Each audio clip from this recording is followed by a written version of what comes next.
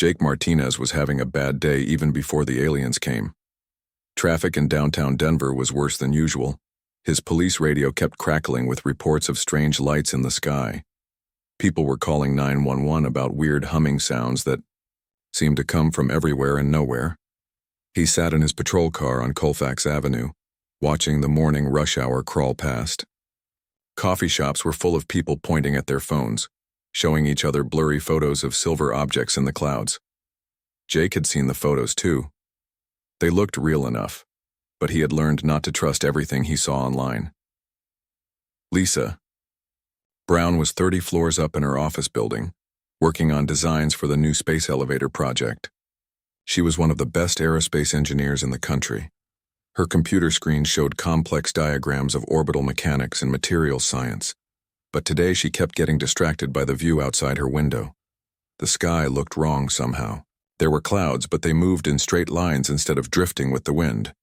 And there was that sound, a low humming that seemed to vibrate through the building's steel frame. She had called the weather service twice, but they had no explanation. Dr. Helen Carter was in her lab at the Centers for Disease Control when her instruments started going crazy. Radiation detectors that had been silent for years began clicking rapidly. Electromagnetic sensors showed readings she had never seen before. She tried calling her colleagues, but their phones went straight to voicemail. Something was happening, and it was big. At exactly 11:47 a.m., the humming stopped. For a moment, Denver was completely silent. Even the traffic seemed to pause. Birds stopped singing. Dogs stopped barking. It was as if the entire city was holding its breath. Then the light came. It started as a silver glow high above the city. At first, people thought it might be the sun breaking through unusually thick clouds, but the light grew brighter and more focused. It formed a perfect circle that covered the entire metropolitan area.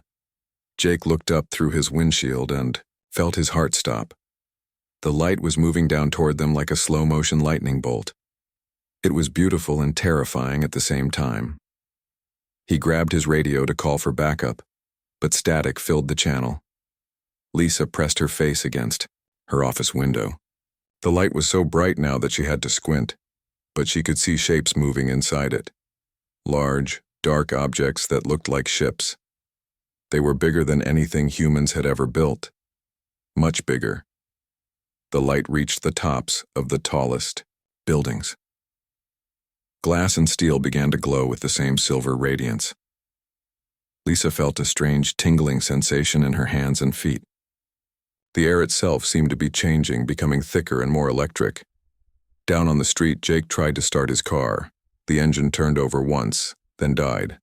All around him, other vehicles were stopping too. Traffic lights went dark. Phone screens flickered and went black. Even digital watches stopped working. People began getting out of their cars. They stood in the streets, looking up at the descending light. Some were taking pictures with cameras that no longer functioned. Others were trying to run, but their legs moved slowly as if they were walking through thick honey. Dr. Carter watched her lab equipment shut down one by one. The radiation detectors went silent. Computer screens turned off. Even the emergency lighting failed. But she was not afraid. She was fascinated. Whatever was happening followed rules of physics she did not understand, but it was clearly controlled and purposeful. The light reached ground level. When it touched the pavement, Jake felt a warm, tingling sensation wash over his entire body. His vision became blurry, then sharp, then blurry again. He could still think clearly, but his body would not obey his commands. All around the city, the same thing was happening. 3 million people found themselves unable to move, unable to speak, unable to do anything except watch and wait. But they remained conscious. They could see and hear everything that was happening. Large silver ships became visible through the light. They were smooth and curved, like drops of liquid metal frozen in mid-fall. Smaller craft detached from the larger ships and flew down into the city streets. They moved silently, scanning buildings and people with beams of blue light. Jake tried to speak, but his voice would not work. He tried to move his hand, but his arm stayed at his side. The only thing he could control was his eyes. He watched as one of the small ships stopped directly in front of his patrol car. A section of the ship's hull became transparent. Inside, Jake could see tall, thin figures wearing what looked like environmental suits. They had large heads and long, delicate hands. Their eyes were much bigger than human eyes, and they glowed with a soft yellow light. One of the beings looked directly at Jake. It studied him for several long seconds, then made notes on a device that looked like a tablet computer. Jake felt like a bug being examined under a microscope. Similar scenes played out across the entire city. The beings cataloged everything they found. They scanned every human, every building, every vehicle. They took samples of air and water and soil. They recorded the sounds of the city and the electromagnetic signatures of human technology. Lisa, still frozen at her office window, realized what was happening. These creatures were not invading. They were collecting. Denver was not being destroyed. It was being harvested. The process took exactly 43 minutes. When it was complete, the silver light began to intensify. The city and everyone in it started to feel lighter, as if gravity was weakening.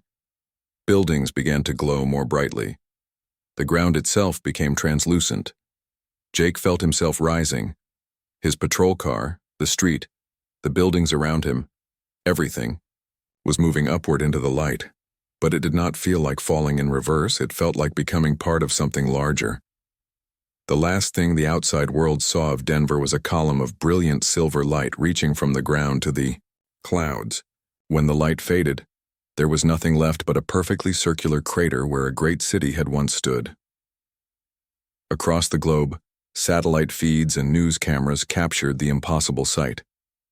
In 43 minutes, an entire metropolitan area and all its inhabitants had simply vanished. The beings who had taken Denver called themselves the Zephyrian Empire. They had been harvesting primitive species for thousands of years. To them, humans were just another interesting specimen to add. To their vast collection, they had made a serious mistake. President Amanda Clark stood in the Situation Room, staring at satellite images that made no sense. Where Denver had been 12 hours ago, there was now only empty ground. Not destroyed buildings or smoking ruins, just dirt and grass, as if the city had never existed. "Tell me again," she said to General Rick Stone. Her voice was calm, but her hands shook as she held her coffee cup. "At 11:47 a.m. Mountain Time, we lost all contact with Denver," the general replied. "Satellite imagery shows the entire metropolitan area simply disappeared. No explosion, no debris field. Just gone." Dr. Kevin Walsh, the head of Project Starbreaker, cleared his throat. "Madam President, we detected massive energy readings just before the event. The signatures match theoretical models for exotic matter manipulation." "English, Doctor," Clark said. "Someone used technology we don't have to take our city." Captain Nina Torres had been flying test missions for Starbreaker when the call came in. Her experimental spacecraft, the Eagle 1, could reach speeds that broke every known law of physics. The technology came from crashed alien debris found in the Nevada desert 50 years ago. Until today, the government had hoped they would never need to use it. "How many ships can we build?" Clark asked. "With our current resources, maybe a dozen combat-ready vessels," Dr. Walsh answered. "But we would need at least 6 months." "You have 6 weeks," Clark said. Meanwhile, 442 light-years away, Jake Martinez woke up in what looked like a zoo exhibit. He was lying on a bed in a room with 3 walls and one side made of transparent material. Outside the transparent wall, tall alien figures walked past, occasionally stopping to observe him like visitors at an aquarium. Jake sat up slowly. His head felt fuzzy, but he could think clearly. He was wearing the same clothes he had been wearing in his patrol car, but someone had removed his weapon and radio. The room was about 12 feet square. It had a bed, a table, and what appeared to be a bathroom area behind a privacy screen. Everything was made of the same smooth silver material as the alien ships. Through the transparent wall, Jake could see other rooms just like his. In the room to his left was Lisa Brown, the aerospace engineer. She was awake too, pacing back and forth and examining the walls with professional interest. In the room to his right was Dr. Helen Carter. She was sitting calmly at her table, writing notes on a pad of paper that someone had left for her. Jake walked to the transparent wall and pressed his hand against it. It felt warm and slightly soft, like living tissue.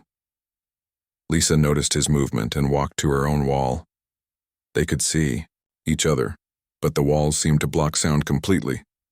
Over the next few days, Jake learned the layout of their prison. There were thousands of rooms arranged in long corridors. Each corridor held people from different parts of Denver. Families had been kept together when possible, but most people were separated from their loved ones. The aliens came regularly to observe them. The beings were tall and thin, with large heads and pale skin that looked almost translucent. They wore form-fitting suits that seemed to be made of liquid metal. Their eyes were huge and golden, and they moved with a fluid grace that made Jake think of dancers. The aliens never spoke to their prisoners, at least not in any way humans could understand. They communicated with each other using soft, musical tones and hand gestures. They took notes on their tablet devices and occasionally collected samples, hair, skin cells, saliva, but they had made several crucial mistakes. First, they had underestimated human curiosity. Within days, people throughout the facility were working together to understand their situation. Lisa used her engineering knowledge to analyze the technology around them. Dr. Carter studied their captors' behavior patterns. Jake organized information networks among the prisoners. Second, they had failed to completely isolate the humans.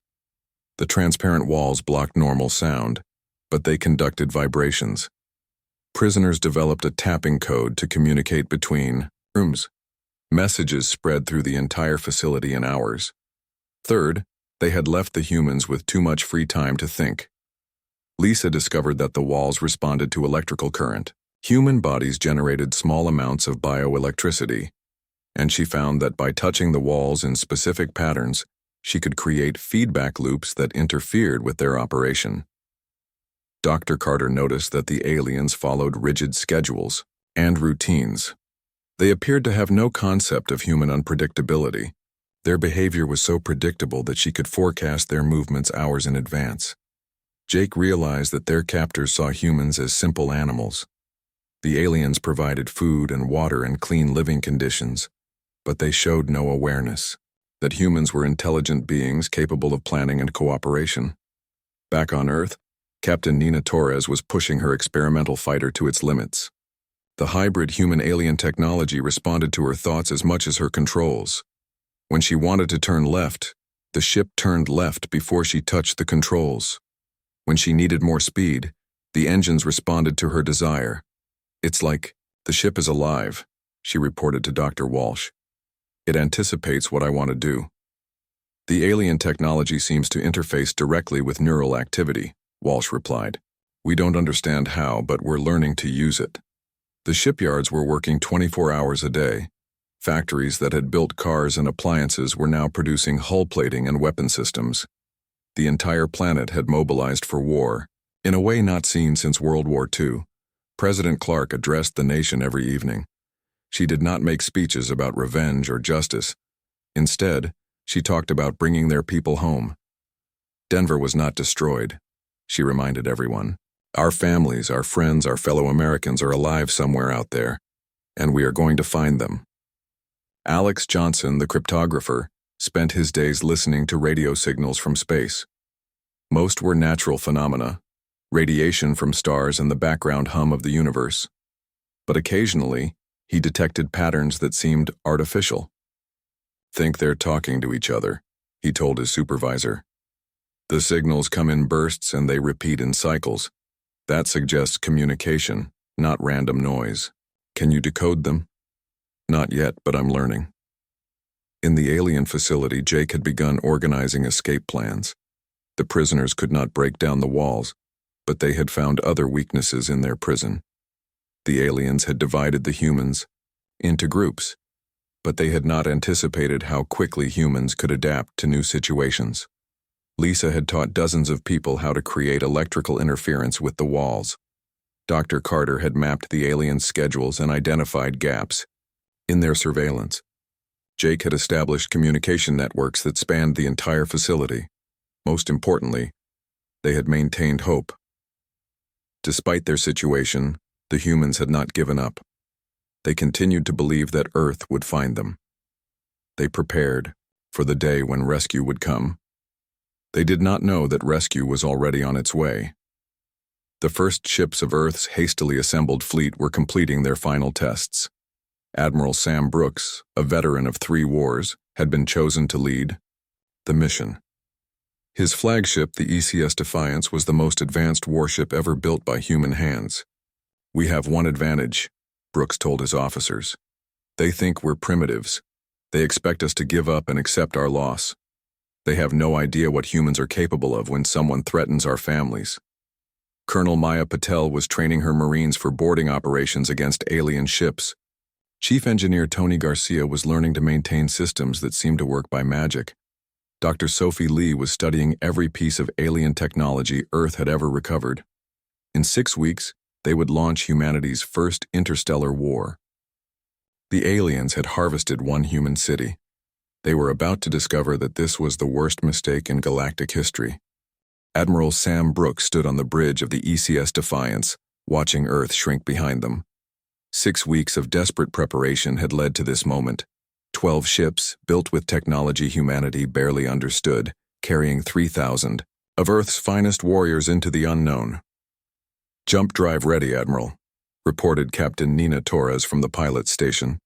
She had transferred from test pilot to fleet operations, and her bond with the alien technology was stronger than anyone else's. "Take us to the first target," Brooks ordered. The stars twisted around them. Reality bent in ways that human eyes were never meant to see. Then, suddenly, they were 47 light-years from Earth, approaching a Zephyrian mining station orbiting a dead world. The station was enormous, easily 10 times larger than anything humans had ever built in space. It hung in the void like a metallic flower, with dozens of petals that were actually docking bays and processing facilities. "Detecting approximately 50 vessels," reported the sensor operator. "Most appear to be cargo transports and mining equipment." "Any military ships?" Brooks asked. "Unknown, sir. We have no baseline for comparison. Then we're about to create one." The human fleet spread into attack formation. Each ship was small, compared to the alien station, but they moved with deadly purpose. The Zephyrians had harvested species for thousands of years. They had never faced anything like humanity's rage. Chief Engineer Tony Garcia monitored the ship's hybrid systems from the engine room. The technology still amazed him. Human computers interfaced with alien processors that seemed to think rather than calculate. Weapons systems that fired concentrated energy instead of projectiles. Shields that bent space-time around the ship. "All systems operating normally," he reported to the bridge. "Whatever these aliens built, they built it to last." Colonel Maya Patel waited in the shuttle bay with her Marines. They wore armor that had been reverse-engineered from alien materials and carried weapons that fired bolts of superheated plasma. But more importantly, they carried human determination. "Remember," she told her troops, "these things took Denver. They took our people. Today, we send a message that humanity does not forgive and does not forget." The attack began at 14:30 ship time. The Defiance and her escorts approached the mining station from multiple angles.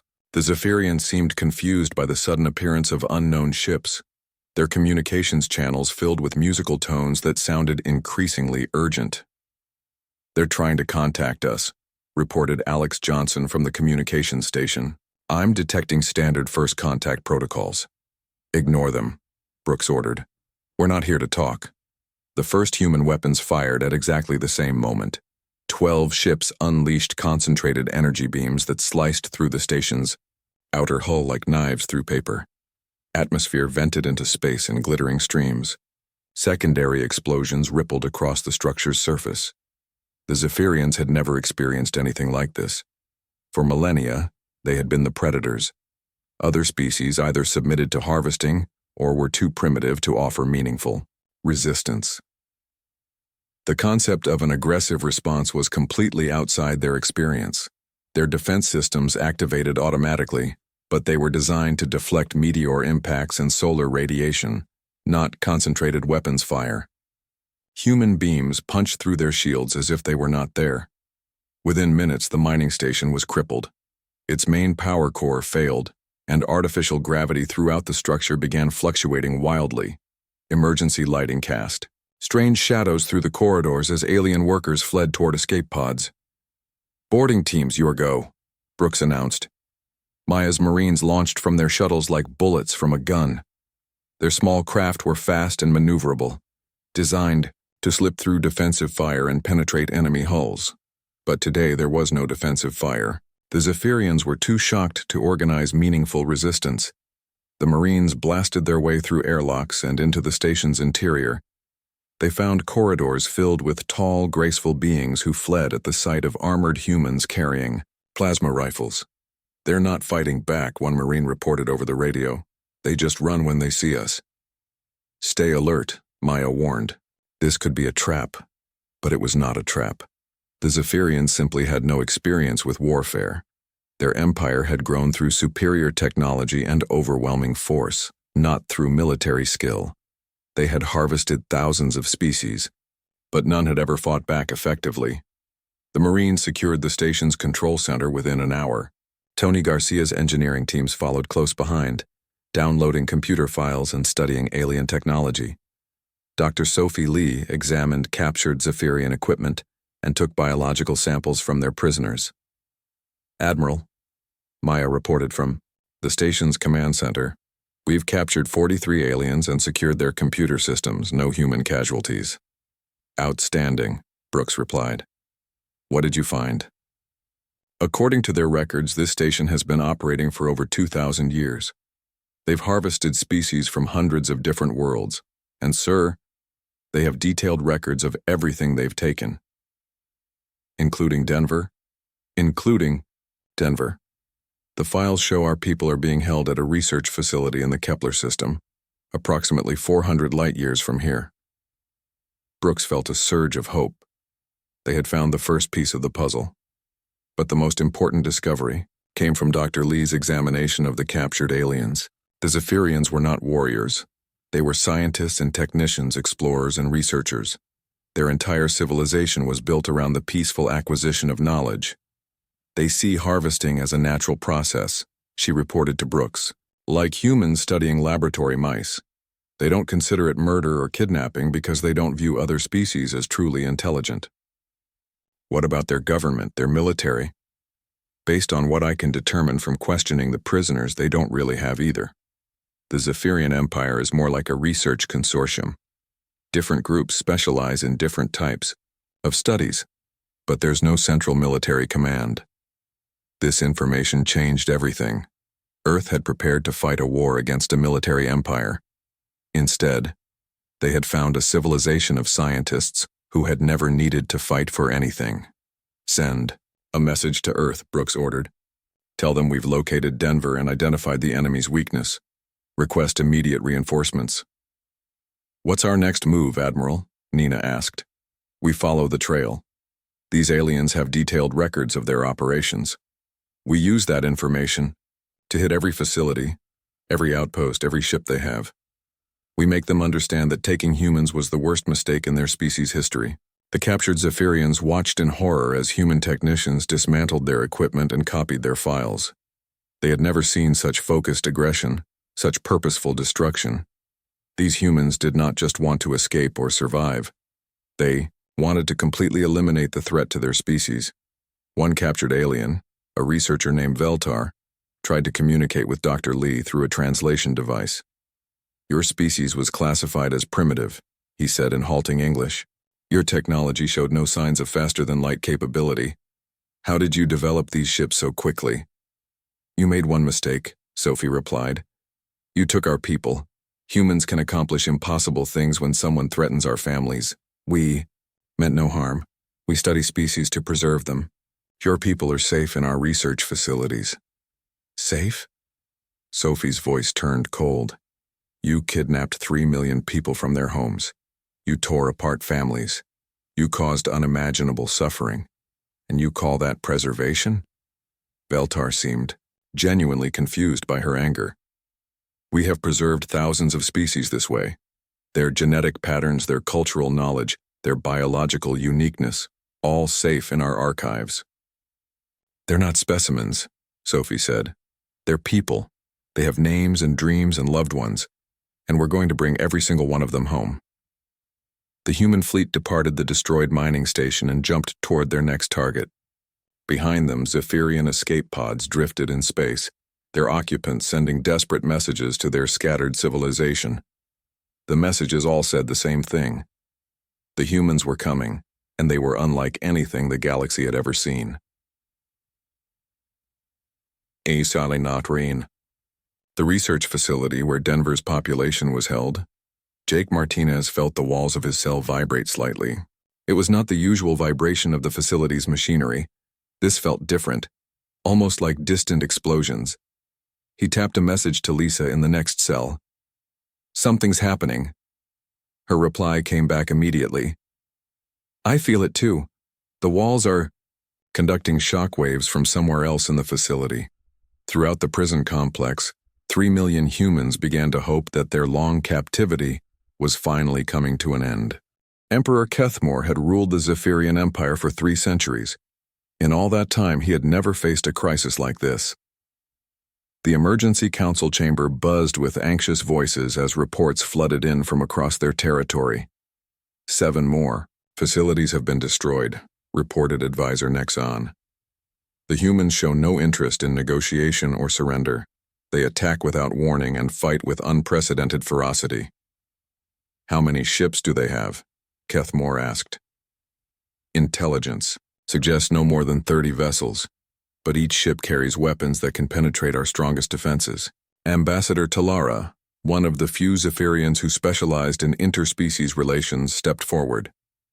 "Your Majesty, I believe we have fundamentally misunderstood this species. They are not responding as a primitive civilization should." "Explain." "Most species we encounter follow predictable patterns when faced with superior technology. They either submit immediately or resist briefly before accepting their fate. Humans are doing neither. They are escalating." Kethmore studied the tactical displays showing human fleet movements. The attacks were not random. Each strike targeted facilities that held harvested populations or contained critical research data. The humans were systematically dismantling the Empire's infrastructure. "What do our member species say about this situation?" "That is problematic, Your Majesty," Talara replied carefully. "Several species are questioning whether our harvesting practices are ethical. The humans have been broadcasting recordings of their people's suffering, along with evidence of how many civilizations we have collected over the millennia." This was the crisis Kethmore had feared most. The Zephyrian Empire was held together by the belief that they were preserving knowledge and protecting weaker species. If member civilizations began to see harvesting as kidnapping rather than preservation, the entire political structure could collapse. Meanwhile, Captain Ben Wright was leading a special forces team through the corridors of a Zephyrian command center. His mission was different from the fleet's direct assaults. Wright's job was intelligence gathering and psychological warfare. The Zephyrians had never encountered stealth tactics. Their society was built on openness and cooperation. The idea that enemies might infiltrate their facilities and sabotage systems from within was completely foreign to them. Wright's team moved through the facility like ghosts. They planted surveillance devices, copied computer files, and occasionally eliminated key personnel. But their most important task was spreading a simple message. Humans were coming for their people, and nothing would stop them. "Target acquired," Wright whispered into his communicator. He was watching a Zephyrian research director through the scope of his plasma rifle. Dr. Zextar, head of xenobiology research. He's personally responsible for the torture of at least 50 different species. "Take the shot," came the reply from Admiral Brooks. Wright fired. The Zephyrian scientist fell dead in his laboratory, surrounded by specimens from dozens of harvested civilizations. Within hours, every Zephyrian researcher in the facility knew that the humans could strike anywhere, anytime. Back in the research station holding Denver's population, Jake Martinez was putting the final touches on his escape plan. Over the past months, he had identified 17 critical weaknesses in the facility's security systems. Lisa Brown had taught him how to overload the electrical systems that powered the containment walls. Dr. Helen Carter had mapped the guards' patrol schedules and identified blind spots in their surveillance network. Other prisoners had contributed their own expertise: computer programmers, electricians, soldiers, engineers. The plan was ambitious. Instead of simply escaping, they intended to take control of the entire facility and use it as a base of operations. 3 million humans working together could accomplish things their captors had never imagined. Tonight, Jake tapped to Lisa through the wall. Pass the word. Tonight we take back our freedom. The message spread through the facility like wildfire. In thousands of cells, humans prepared for battle. They had been prisoners for months, but they had not been broken. If anything, their captivity had made them stronger and more determined.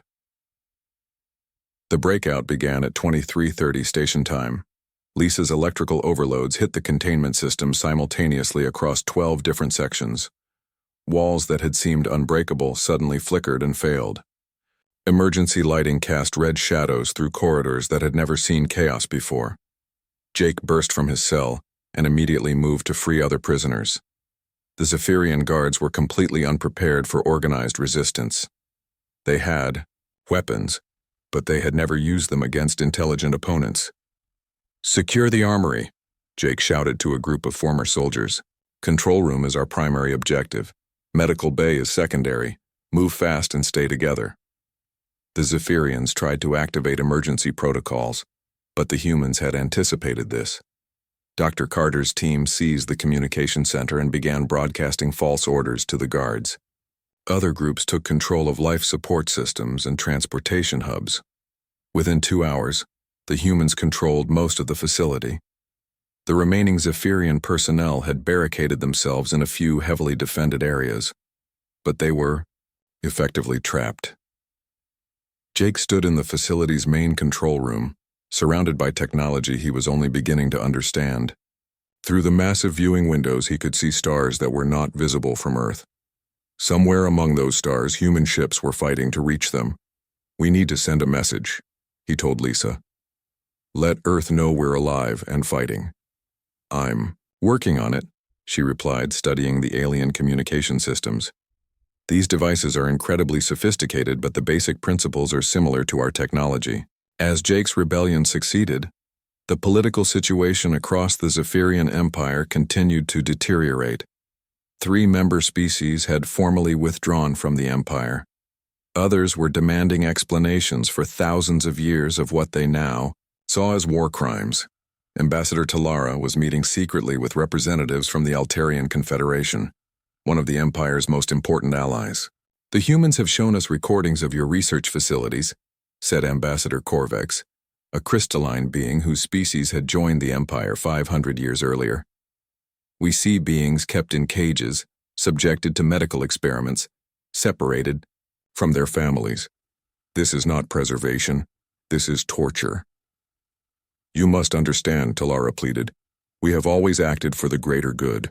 The species we collect are often facing extinction. We save them from certain death." "Did you ask them if they wanted to be saved?" Talara had no answer for that question. In thousands of years of harvesting, the Zephyrians had never bothered to ask for permission. They had simply taken what they believed they needed. "The humans are offering an alternative," Corvex continued. "They promise to liberate all harvested species and allow them to choose their own fates. Many of our people find this more appealing than continued membership in an empire built on kidnapping." The meeting ended with the Altarians formally declaring neutrality in the conflict. They would no longer support Zephyrian operations, but they would not actively assist the humans either. Admiral Brooks received the news while his fleet was preparing to assault the research station where Denver was held. "Sir," reported the communications officer, "we're receiving a transmission from the target facility. It's coming from inside the station. Put it on speakers."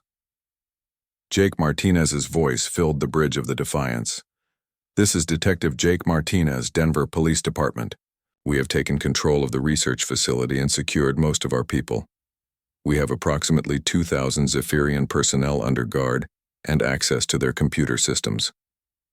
The bridge crew erupted in cheers. Brooks smiled for the first time since the crisis began. "Outstanding work, Detective. What's your status?" "All major systems are under our control. We've identified the locations of other harvested species throughout this facility. There are beings here from dozens of different worlds, some of whom have been prisoners for centuries. Can you hold your position until we arrive?" "Sir, we're not planning to just hold position. We've captured Zephyrian ships and equipment. Some of our people are learning to operate their technology. We intend to begin liberation operations on our own." Brooks laughed out loud. The Zephyrians had made another crucial error. They had kept their prisoners together, allowing human organizational skills and determination to spread throughout the captured population. Instead of breaking their spirits, captivity had forged Denver's people into a unified fighting force. "Detective, you have just made my job a lot easier. We're en route to your position with reinforcements and supplies." "Understood, Admiral." Jake Martinez signing off. As the transmission ended, Brooks looked around his bridge crew. "Ladies and gentlemen, the hunt is over. Now the real war begins." Across the galaxy, the Zephyrian Empire was fracturing. Species were abandoning their alliance with the Harvesters. Research facilities were reporting security breaches and equipment failures. Scientists were deserting their posts rather than face human retribution. Emperor Kethmore realized that his civilization faced extinction. The humans had done more than rescue their own people. They had exposed the moral bankruptcy of the entire Zephyrian system. The beings who had harvested species for millennia. The joint human fleet numbered 200 ships as it approached the Zephyrian homeworld. Admiral Sam Brooks commanded vessels crewed not just by humans, but by dozens of liberated species who had chosen to fight alongside their rescuers. Jake Martinez stood on the bridge of the captured research station, now renamed Denver's Revenge. Over the past 6 months, he had transformed from a Denver police detective into the leader of the largest liberation movement in galactic history. 3 million humans and countless other species looked to him for guidance. "Final approach to the target," reported Captain Nina Torres from the flagship Defiance. "All ships report ready for combat operations." But as the fleet drew closer to the Zephyrian homeworld, it became clear that there would be no battle. The planet's defense platforms were dark and silent. Orbital shipyards hung empty in space. Even the massive space elevators that connected the surface-to-orbital facilities had been shut down. "I'm detecting massive energy signatures from the planet's surface," reported the sensor operator. "It looks like they're destroying their own infrastructure." Admiral Brooks opened a channel to all ships. "This is Admiral Brooks to all vessels. Approach with caution. The enemy appears to be conducting some kind of scorched earth operation." On the planet's surface, Emperor Kethmore stood in the ruins of the Grand Archive, watching as centuries of collected knowledge burned around him. If the Zephyrian Empire was going to fall, he would ensure that none of their research fell into human hands. "Your Majesty," Ambassador Talara approached through the smoke and flames. "The human fleet has arrived in orbit. They are requesting permission to land." "Let them come," Kethmore replied bitterly. "There is nothing left here for them to take." But he was wrong. The humans were not coming to take anything. They were coming to give something back. President Amanda Clark had arrived aboard the command ship Liberty, along with representatives from every nation on Earth.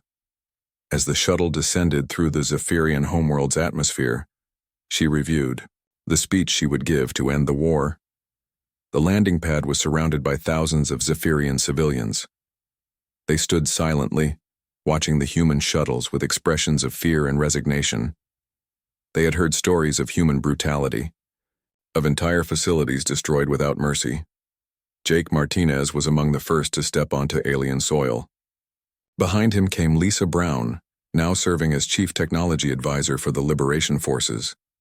Dr. Helen Carter followed, carrying medical supplies and scientific equipment. The Zephyrians expected conquest and revenge. Instead, they watched in Confusion as humans began setting up medical stations and communication equipment. President Clark walked directly to Emperor Kethmore, who waited at the center of the crowd with his remaining advisors. "Your Majesty," she said formally, "I am President Amanda Clark of Earth. I have come to discuss the terms of peace." "Peace?" Kethmore was genuinely surprised. "Your forces have destroyed our empire. Our member species have abandoned us. Our research facilities lie in ruins. What peace can there be?" "The peace that comes from justice," Clark replied. "We did not come here to destroy your people. We came to free ours and everyone else you had taken." She gestured to Jake Martinez, who stepped forward carrying a data pad containing the names of every human taken from Denver. 3,200,000 people, Jake said. "Every single one of them has been found and liberated. But they were not the only prisoners in your facilities." Dr. Carter joined the conversation. "Our teams have identified representatives of over 400 different species in your research stations. Some have been held for centuries. All of them will be given the choice to return home or to find new homes among the stars." Kethmore looked around at his ruined capital city.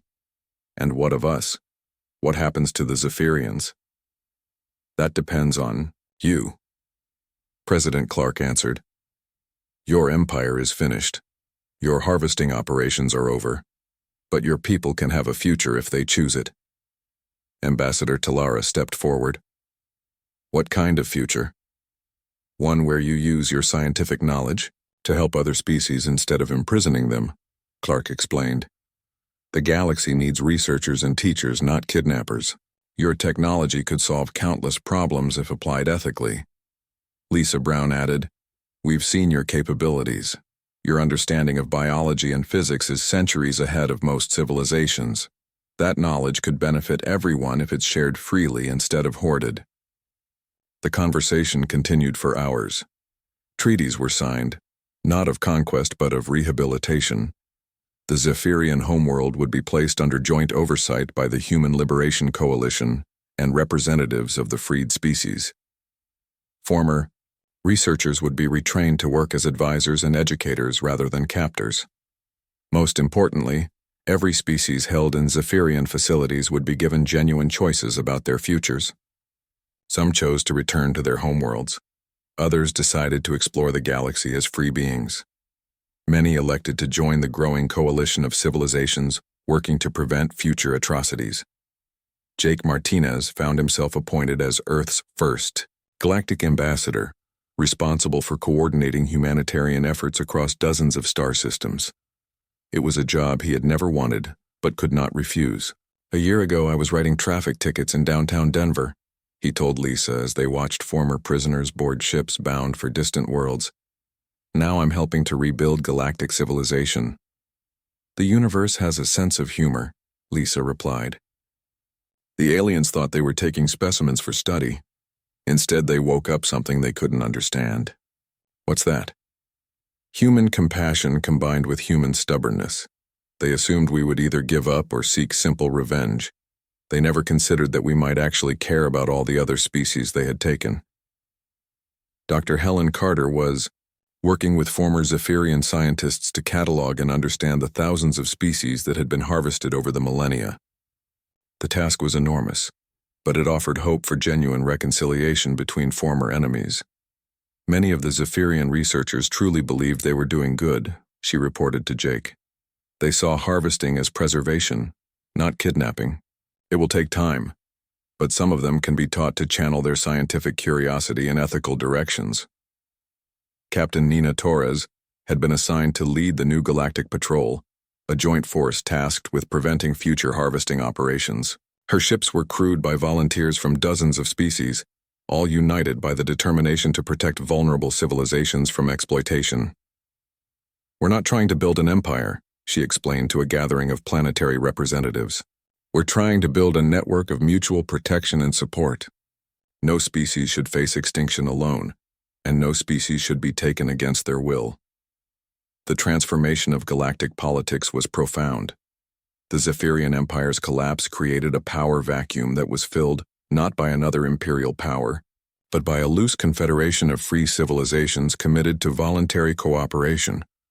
Earth became the unofficial capital of this new order, not because humans sought dominance, but because they had proven willing to fight for others' freedom rather than their own gain. President Clark addressed the Galactic Assembly from the rebuilt city of Denver, now expanded to include representatives from hundreds of worlds. A year ago, our city was taken from us by beings who saw us as specimens to be studied, she said. Today, that same city serves as the meeting place for free civilizations from across the galaxy. We have learned that the greatest strength comes, not from harvesting others, but from helping them flourish. Jake Martinez stood at the window of his office in the newly constructed Galactic headquarters, looking out at the diverse crowds that filled Denver's streets. Humans walked alongside, crystalline Altarians, gaseous nebulans, and dozens of other species. The city buzzed with 100 different languages, and the energy of beings working together toward common goals. His desk was covered with reports from across the galaxy. Former Zephyrian facilities had been converted into research centers focused on beneficial science. Extinct species were being revived using preserved genetic samples. New technologies were being developed cooperatively, rather than hoarded by single civilizations. There were still problems, of course. Some species struggled to adapt to freedom after centuries of captivity. A few Zephyrian hardliners continued to believe that harvesting was justified. Occasionally, other imperial powers tested the resolve of the Human Liberation Coalition. But for the first time in galactic history, the dominant force among the stars was not an empire built on conquest, but an alliance built on the radical idea that every intelligent being deserved to choose its own fate. Lisa Brown entered his office carrying the latest reports from the deep space exploration missions. "Good news," she said. "The survey teams have found 12 more civilizations that were marked for harvesting by the Zephyrians. All of them have been warned and offered membership in the coalition." "Any takers?" "All 12. Apparently, word has spread that humans and their allies actually mean what they say about voluntary cooperation." Jake smiled and looked back out at the busy street below. Somewhere in the crowd, he could see children of a dozen different species playing together. In the park where his patrol car had been parked when the harvest began, the aliens had thought they were collecting specimens.